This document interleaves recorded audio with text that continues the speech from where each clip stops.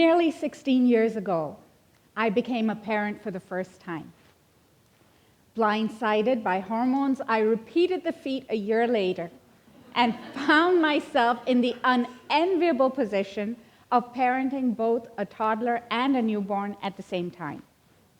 Warning, if you're considering parenthood, please remember that insanity is hereditary. You get it from your children.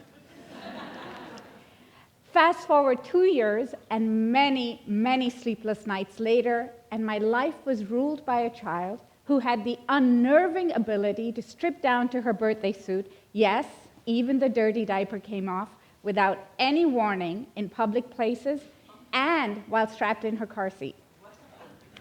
I had another child who insisted on eating nothing but ramen noodles with her fingers for breakfast, lunch, and dinner 7 days a week while watching the same episode of Teletubbies for the 100th time. All of these delightful parenting challenges, and many others like them, were met by my standard response of calm reasoning, followed shortly by escalating frustration and ending in a clash of the titans that more often than not, the toddler won. And it probably doesn't come as a surprise that my daughter desperately wanted to be Cinderella, except it wasn't for the fancy footwear or the fairy godmother. Oh no, she wanted a stepmother.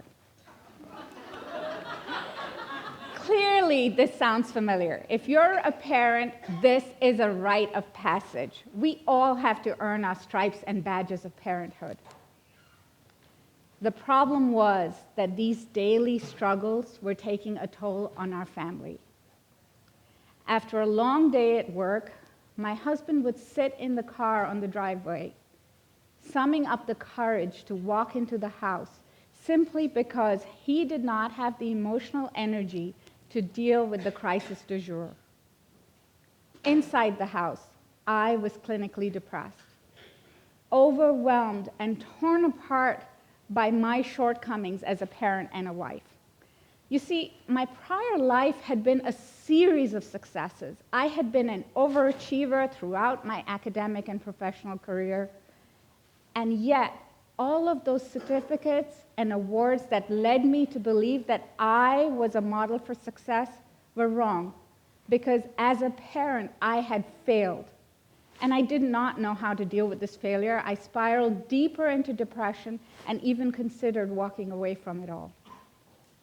The turning point came when my physician husband suggested therapy. And having reached the bottom of my own personal pit of despair, I agreed.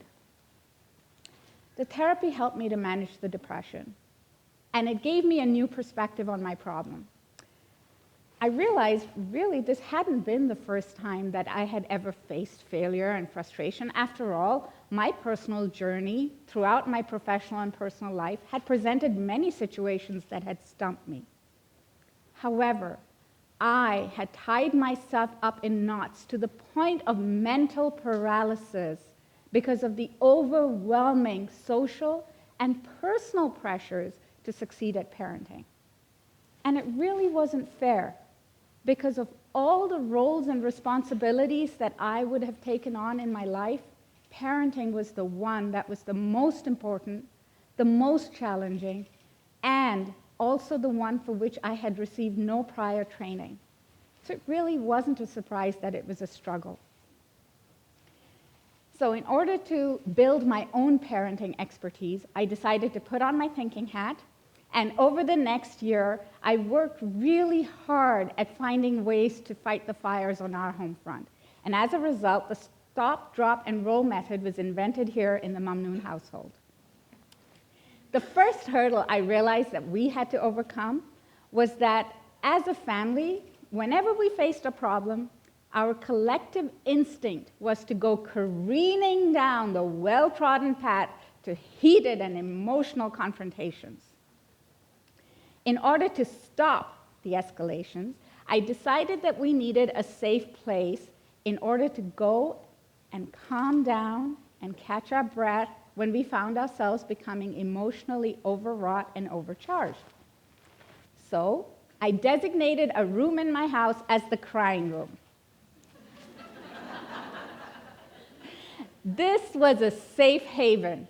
It was a place where you could go in and cash in that do-over chip. Okay? You could spend as long as you needed in there with the understanding that when you were done and you came out, you were ready to have a calm conversation about what had happened earlier. Okay?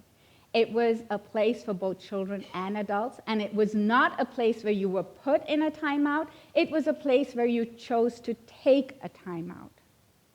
My children loved the concept of the crying room so much that whenever we went to someone's home, the first question they would ask is, "Hey, where's their crying room?"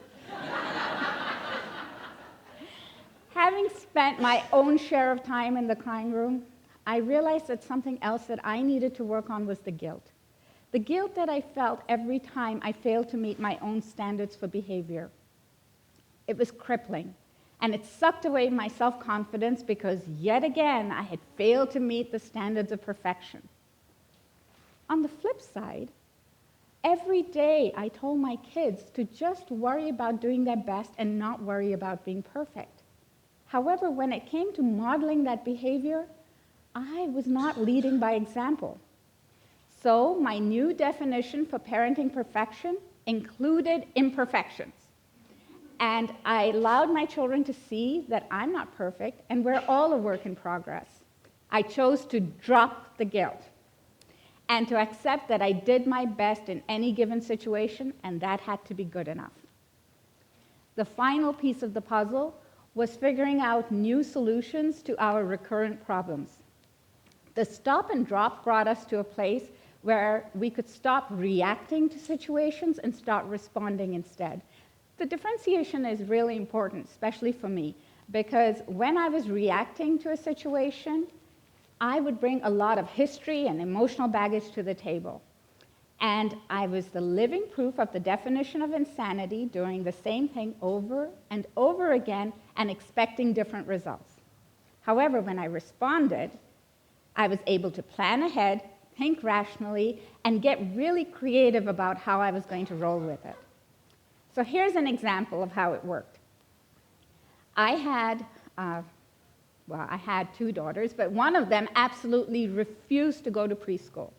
Every single day, we started out the day with tears and tantrums because every time she said she didn't want to go, I reacted by saying she did not have a choice. But one day, I decided to respond differently. And when she insisted that she did not need to go to school, I agreed. That took the wind right out of her sails. She lasted at home for a week because being mommy's helper with groceries and cleaning and every single household chore that I could conjure up for that week was really not the ideal life of leisure she had imagined it would be, and pretty soon she was begging to go back to school. Over time, the nature of our parenting challenges has changed as we have transitioned from the toddler years to the even more delightful teenage years. However, as a family, we're a stronger team. We're better equipped to deal with these fires. And as my daughters head into adulthood, one, they are already starting to craft their own parenting toolkits. And two, I find that they are getting to be really good at being proactive and creative about how they face failure and frustration. So, perhaps the next time you find yourself in a situation when all else seems to fail, you might consider stopping to catch your breath, drop the guilt, and then figure out a creative way to roll with it. Thank you.